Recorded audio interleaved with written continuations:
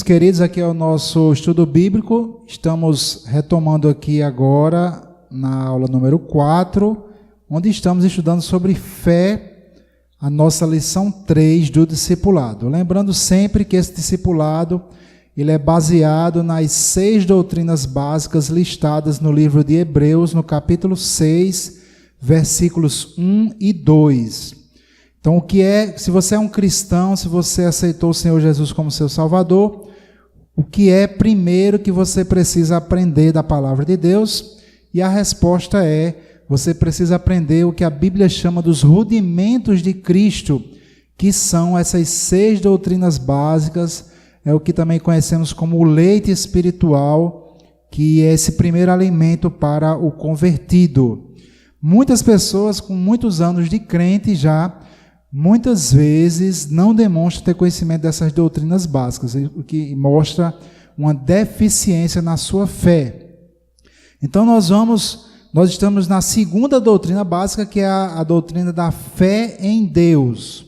E como eu falei na aula número 3, na aula passada, a fé em Deus, que é a segunda doutrina básica, ela precisa ser uma fé na palavra de Deus. Nós não estamos vendo Deus, mas nós cremos nele pela sua palavra. Como é que ele é, o que é que ele gosta, como andar de uma forma que agrade a Deus e como interagir com o mundo espiritual. Tudo isso está na palavra de Deus e nós precisamos conhecer a palavra para podermos crer nela. Eu vou falar sobre a questão da salvação, mas antes eu quero citar aqui um versículo que está em Romanos, no capítulo 10, versículo 17, que diz assim: de sorte que a fé vem pelo ouvir e ouvir pela palavra de Deus.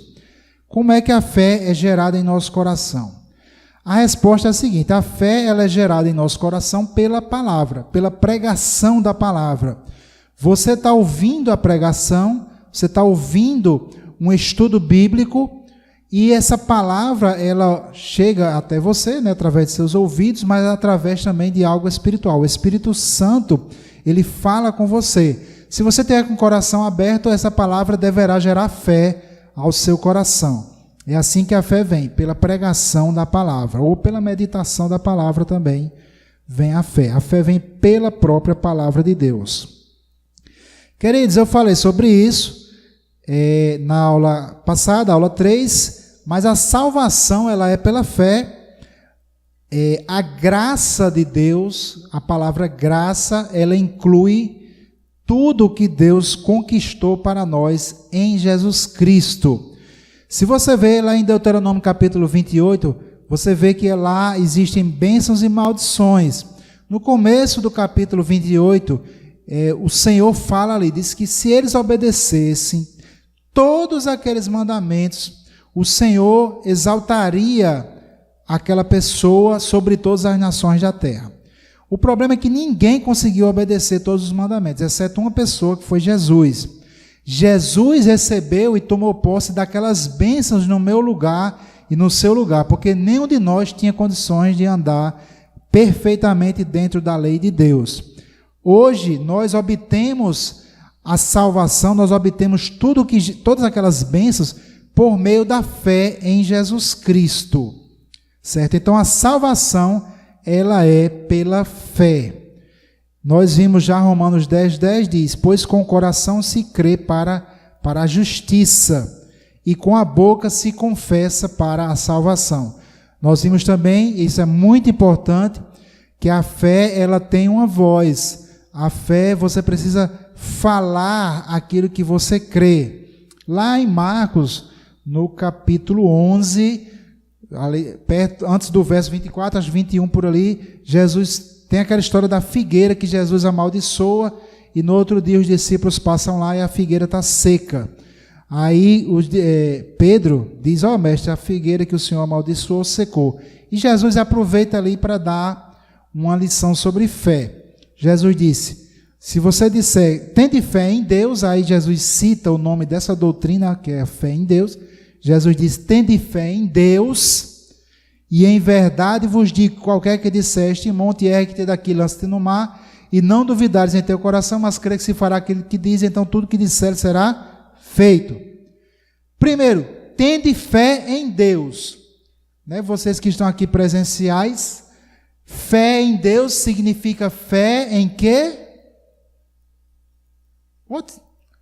Fé em Deus, gente. Vocês estão aqui presentes.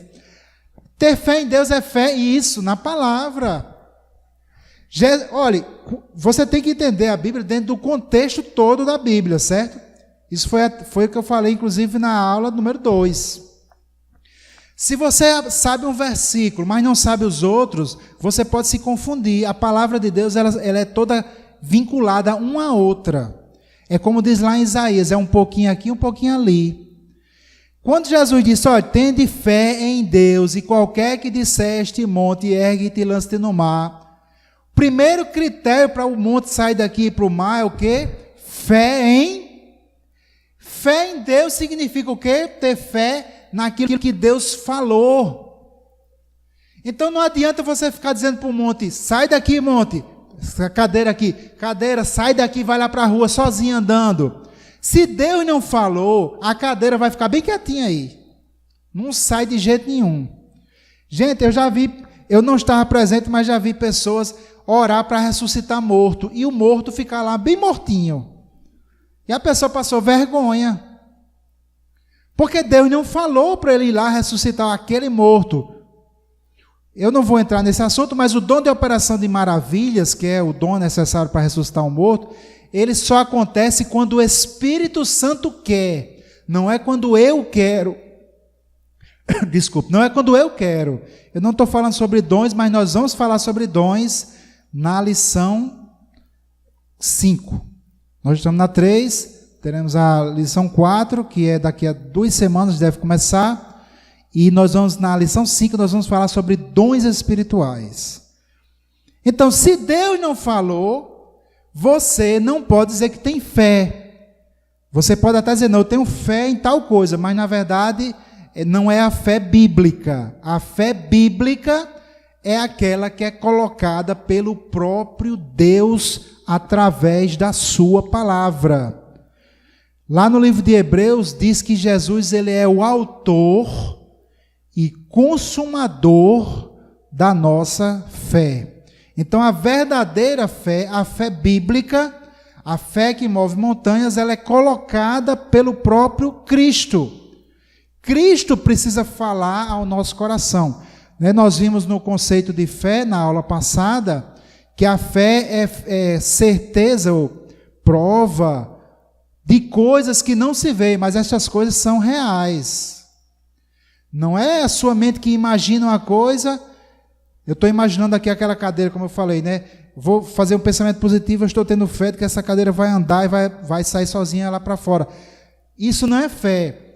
Agora, se Deus disser, se Deus fala, diga essa cadeira que saia andando, aí sim, aí seria fé, porque Deus falou, tá certo? Então, primeiro, a palavra de Deus está onde? Onde é que eu vou ter a palavra para eu poder crer nela? Primeiramente, nas Escrituras.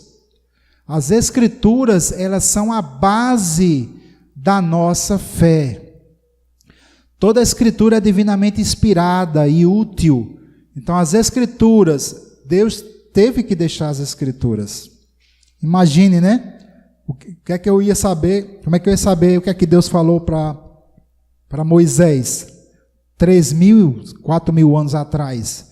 Será que ia dar certo eles transmitirem oralmente, né? O que é que Magno falou ontem? Nem Eliane sabe que mora com ele. Imagine eu. Se ela chegasse e me dizer, olha, Magno falou tal coisa ontem, como é que eu ia saber, né? Será que isso é verdade? Agora, se ele tivesse escrito e passado para ela, aí ela me passaria, aí tá certo. Foi o que ele falou, porque escreveu.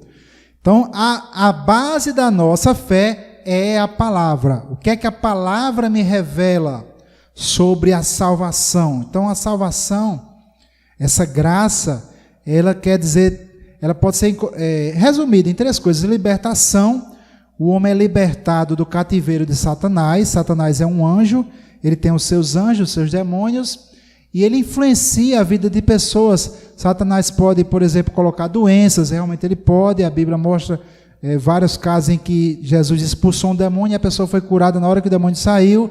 O caso daquela pessoa que era surda, muda, né, não falava, não ouvia. O caso do menino que acho que era aquele que tinha aqueles acessos, né? Não sei se é esquizofrenia, mas enfim, quando Jesus expulsou o demônio, a pessoa fica curada. Então Satanás, ele opera no mundo, ele traz mentira, traz engano, e ele pode fazer coisas, né? Tem gente que já vi gente pregando aí, pastor, dizendo, não, Satanás não existe, ele não pode fazer nada. Ele pode, porque ele pegou Jesus, homem, e levantou, botou em cima do pináculo do templo. Ele levantou Jesus, fez Jesus levitar e botou Jesus lá em cima e disse, salta daqui. Satanás pode pegar Jesus e botar em cima, depois levou Jesus para um monte bem alto, mostrou todos os reinos da terra. Se ele pegou Jesus, imagina aí tu, toma cuidado não. Então, mas veja, ele não pôde empurrar Jesus, né? Porque ele não empurrou Jesus, ele teve de dizer, lança-te daqui para baixo. Ele não pôde empurrar. Existem leis espirituais. Satanás, ele só pode agir até onde Deus estabeleceu a lei. Como é que eu vou saber essa lei? Tem uma boa notícia para você. Está aqui, estou olhando aqui para o óculos não cair. A lei de Deus, nós vimos o Salmo 119, que chama a palavra de Deus da lei do Senhor. Em vários versículos, Salmo 119, ele fala só da palavra de Deus. Então, para que eu possa ter fé, eu preciso conhecer a palavra, porque a minha fé vai ser na palavra, e a palavra vai me revelar o que é meu em Cristo, o que é que Jesus fez por mim, o que é que eu posso me apropriar. Então, a palavra de Deus mostra que nós somos libertos do poder de Satanás. Satanás, quando nós estamos em Cristo, Satanás, a ação dele em nós, ela é totalmente restrita. Satanás só pode operar na medida em que nós permitimos. Como é que eu voluntariamente eu não vou permitir Satanás que opere na minha vida? Eu não vou querer, vem Satanás, entra aqui na minha casa, por favor, pode destruir tudo aí, quebrar as coisas, botar doença. É óbvio que ninguém vai fazer uma coisa dessa, só se for um satanista, né? Mas ele acha que Satanás vai dar dinheiro para ele, coitado. Mas nós não vamos fazer isso. Nós, irmãos, nós damos lugar a Satanás pela ignorância. O povo de Deus, ele perece, ele é destruído porque falta conhecimento. E no Novo Testamento, esse princípio que está lá em Oséias, vale também. Jesus diz o que para os saduceus? Errais não conhecendo o quê? As Escrituras.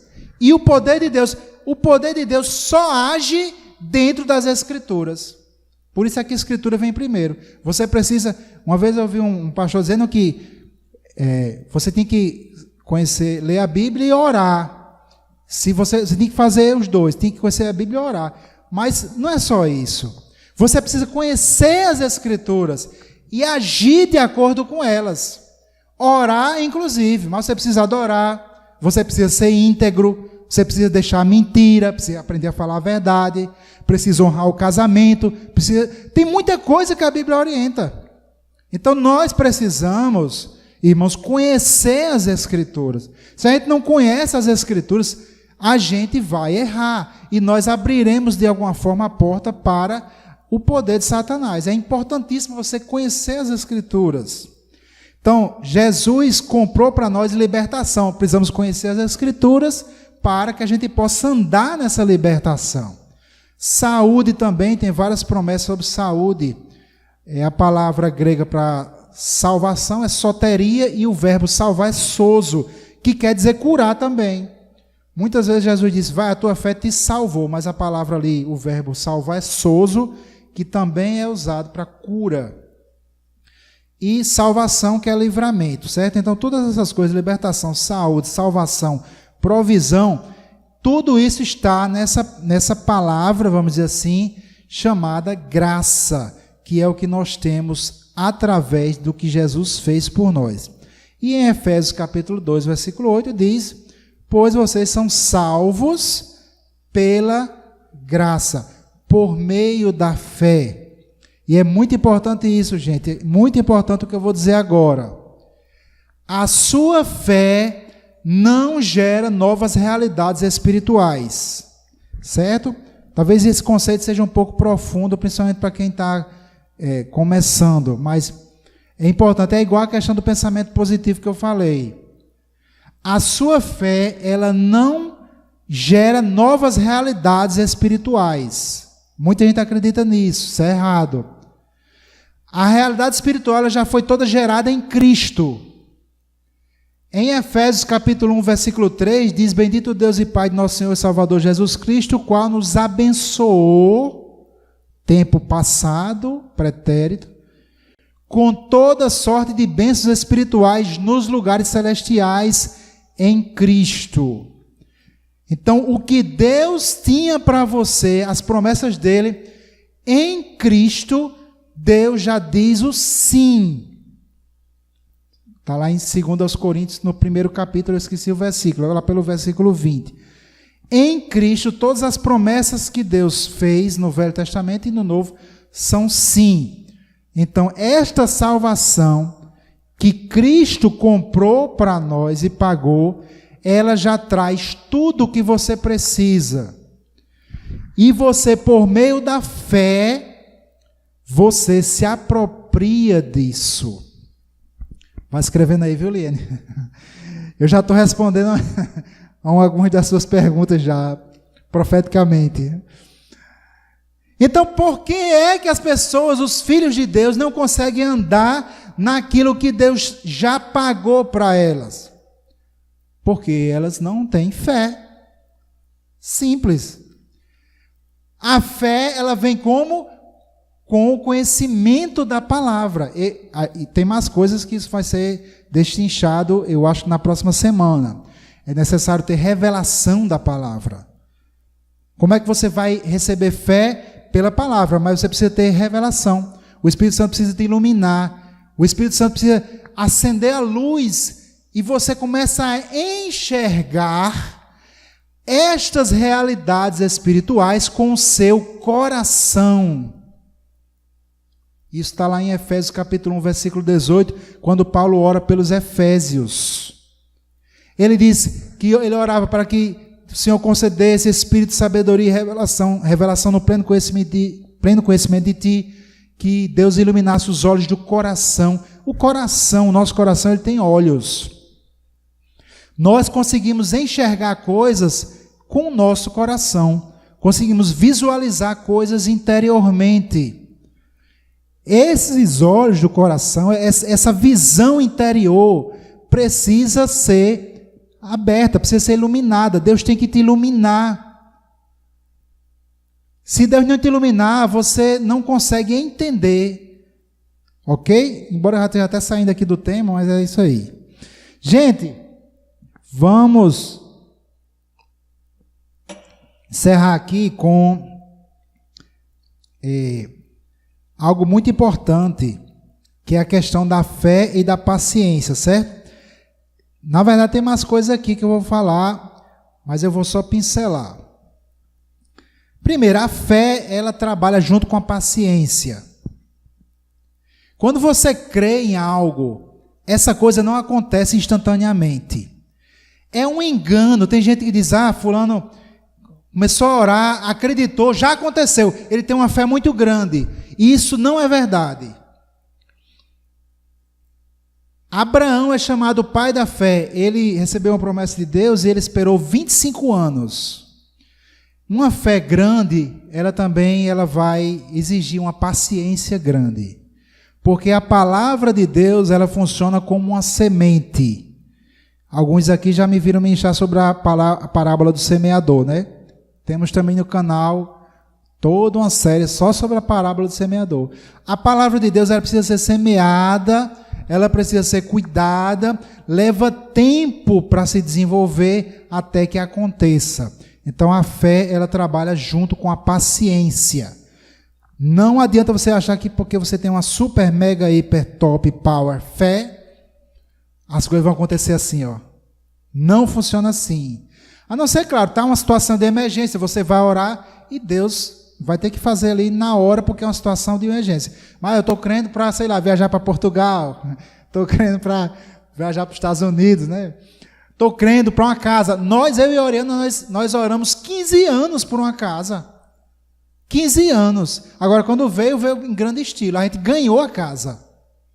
Não compramos. Mas foi 15 anos. Crendo, orando, Jesus manda a casa.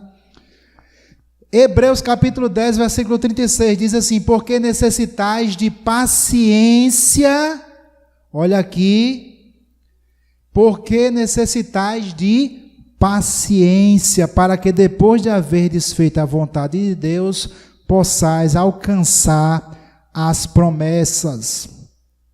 Hebreus 6,12 diz: para que vos não façais negligentes, mas sejais imitadores do que pela fé e paciência herdam as promessas. Então veja, herdar a promessa, ou seja, esta promessa que eu falei, se manifestar na sua vida, exige fé, mas exige paciência. A fé trabalha junto com a paciência.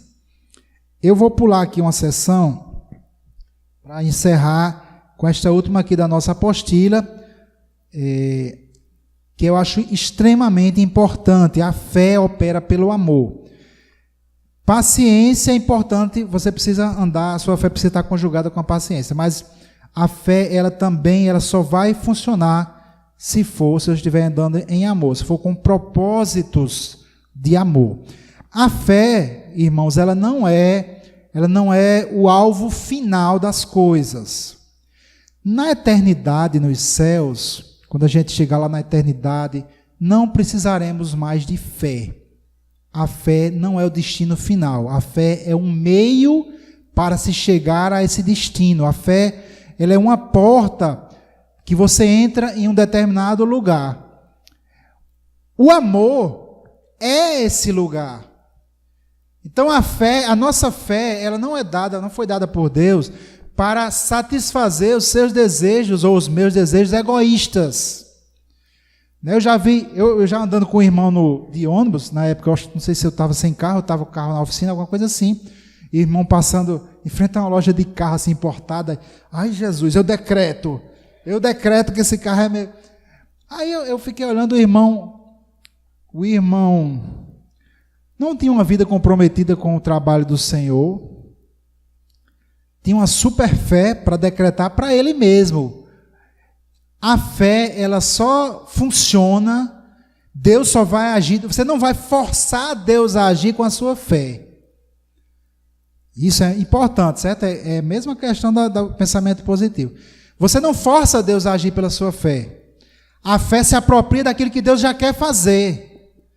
Então, a fé precisa estar conectada ao amor. Você precisa ter propósitos divinos para que a sua fé funcione.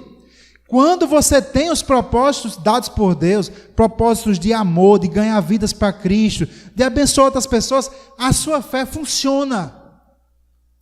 Mas se os seus propósitos propósitos egoístas, o pensamento no eu quero, sei lá, até mesmo no meio religioso, vamos dizer assim, eu quero a minha igreja, eu quero a minha igreja grande, eu quero ter uma igreja grande como a Universal, ter canais de TV, satélite, não sei o quê, mas o propósito é um propósito egoísta, é um propósito de aparecer, um propósito de se projetar, como eu já vi muitas vezes, pessoas que têm ministério que querem apenas se projetar, ele não está pensando nas outras pessoas. Então a fé, aqui no livro de Gálatas, capítulo 5, versículo 6, diz assim: porque em Jesus Cristo nem a circuncisão nem a incircuncisão tem valor algum, mas sim a fé que opera pelo amor.